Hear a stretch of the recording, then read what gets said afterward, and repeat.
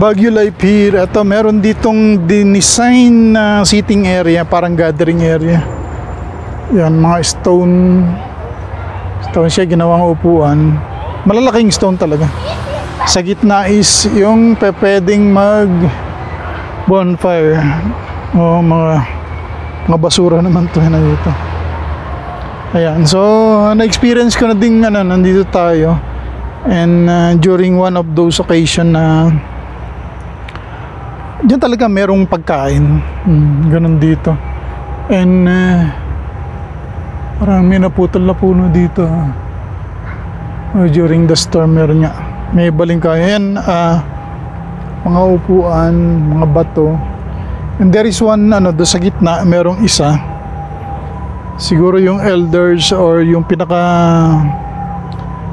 speaker of the day, siguro dyan siya pupunta. Yan. And pwede namang maupo, kaya lang yung pantalon ko kasi is ganito tayo. Pantalon ko kasi is madumi na. Ayoko pang dumihan nila eh.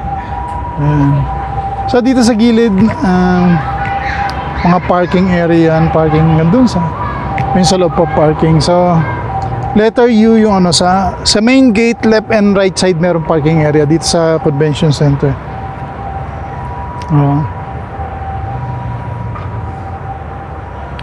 Ngayon lang tayo lumabas ng hapon. And, meron palang dito. Merong art dito. So it depicts an animal, merong horn, tapos nandun yung mukha niya. Tapos yung sakto yung pinaka ng puno, bilog. I don't know kung ginawa yun or sakto na yung branch niya naging mata. Galing. So may buto dyan ng baboy ramo. Buto nga yun, pinakaulo. Anyway, this is one of those pine tree na galing, nagawa nila ng art. Since Baguio City is creative city, yan, maraming artwork dito na ginagawa sila. Yan. Ang ng hangin, malakas ang hangin. Malakas ang hangin dito and it's a welcome thing para ang malamig.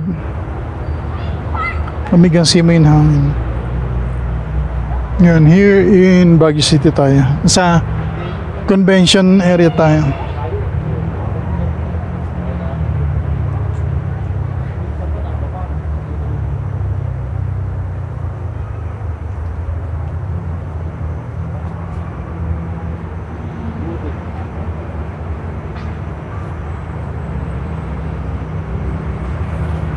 Ayan, tinignan natin yung message ng kagrupo natin and naglalakad na papunta rito. So yun, ano ba? Pag ganitong, mainit kasi ngayon eh. But pag may hangin na ganito, nakita nyo yung mga dahon na yung gumagalaw. So may hangin talaga dito. The moment, tapos may duyan sa sarap matulog dito. So meron tayong kasama na naglalakad na punta rito sa may lamok hangin na sakit, nakagat yata ako Makati.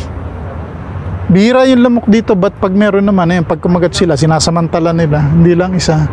Minsan nga, dito ako nandali, tapos dito sa may labi. Isa, dalawa, tapos tatlo yata yung nakagat kagad, kinagat sa akin kagad. Ayan, stay tuned guys, tapos ano pa ba?